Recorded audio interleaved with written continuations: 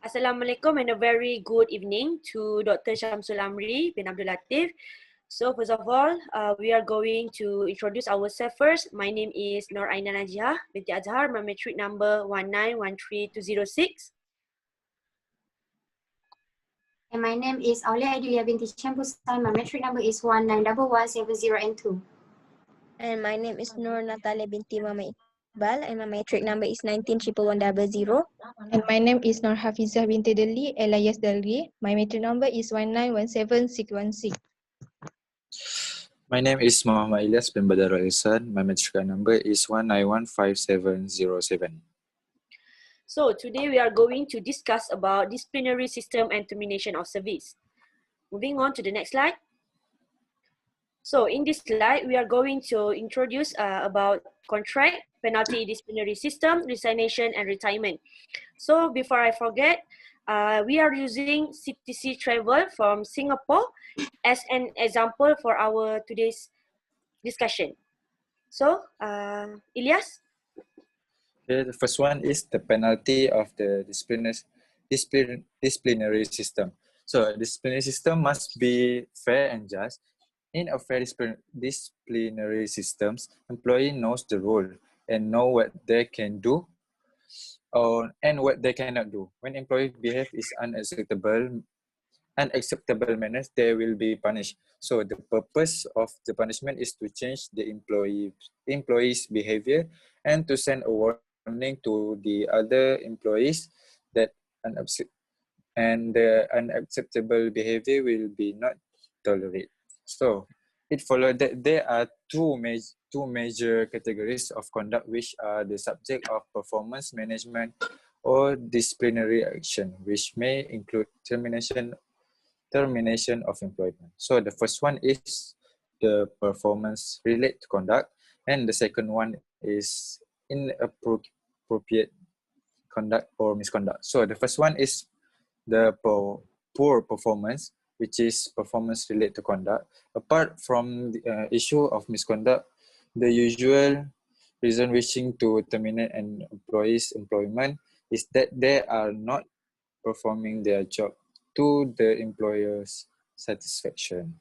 And the second one is inappropriate conduct or misconduct. So the misconduct commonly takes the form of breach of organization policies and procedures. Gross misconduct commonly involve dishonesty or fraudulent behavior or other criminal conduct. For example, the employees are fighting in workplace, or there is sexual harassment in the outlet or something. So when employee commit misconduct, they may be penalized. So the penalties that may be imposed included oral warning, written warning, suspension without pay, demotion or downgrading, and dismissal. So that's for the penalties or disciplinary system in disciplinary system. So I will continue to the termination of service. So first of all is contract. Definition of contract is an agreement between two private parties that creates mutual legal obligation. A contract can be written, oral, can be either oral or written. So under contract, there are two types, which is part-timer workers and temporary workers. So part-timer workers, they are works 3 months above. For the temporary workers, they are works within a few weeks to a few months. So for the part-timer workers, they are able to receive any benefit from the company. For example, bonus. But for the temporary workers, they are not be able to receive any benefit from the companies. Moving on to the resignation. Okay, I will explain about resignation. Resignation is an act of resigning from a job or office. For a travel agency in Singapore, this range from one day's notice for employers with less than 26 weeks service, and for 4 weeks notice is for employees with a length of service of more than 5 years. This notice should be given to their manager or supervisor in the company. Other than that, this notice of resignation must give early to the manager, otherwise they will get a penalty from the company. That's all for resignation.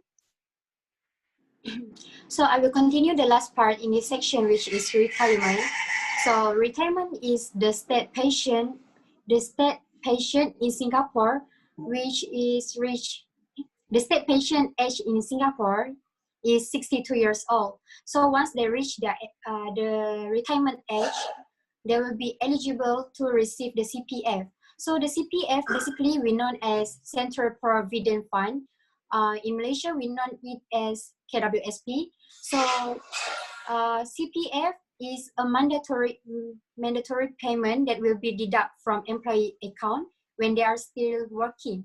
So after retired, they can enjoy the money that have been saved in their CPF in the CPF account. Sorry. So the purpose of CPF is to ensure the welfare and healthcare of the former employee in Singapore, especially CTC travel employee. So that's all from me. Thank you. Moving on to the next slide. Okay.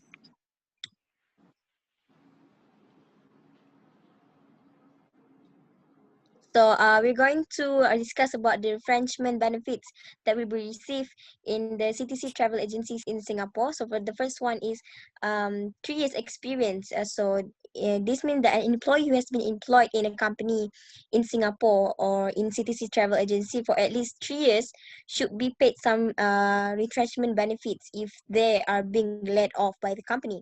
And other than that, the second one is ex gratia payment. So ex gratia is a type of payment made by a company to an individual or to the employee for damages or claims without recognizing any legal obligation. So ex gratia payment basically is a voluntary payment by the company that is not a part of an organization liability, which means that if the company it is also according to the financial status of the company. If they are able to pay ex gratia, they will pay for the ex gratia for the employee that been laid off. So the next one is nature of benefit through the company's agreement. So in this part, an employee who has worked less than 3 years, as I mentioned earlier, in a company is not entitled to for retrenchment benefits under the Employment Act in Singapore. However, the company can offer an ex gratia like the one that I mentioned earlier. However, it is not applicable if the company is not making a mutual agreement with the employee. So this means that you can receive the benefits or the rewards from the company if there are mutual agreement from the company's decision. And the last one is compensation. So compensation is basically a payment to compensate for the loss of employment, which are not taxable. Uh, uh, Other than that, employees often include payments for other purposes when paying out retrenchment benefits, like salary in lieu of notice and gratuity for past service. So whether payments made to retrench employees are to be treated as compensation or otherwise is largely a question of fact and will decided upon by the Inland Revenue Authority in Singapore. So do you guys have any questions or any confusions that want to ask? No, it's clear. Yes. Okay. So thank you for your time and cooperation. I am Thank happy to you. have this discussion. Thank you. Thank you. Bye. Bye.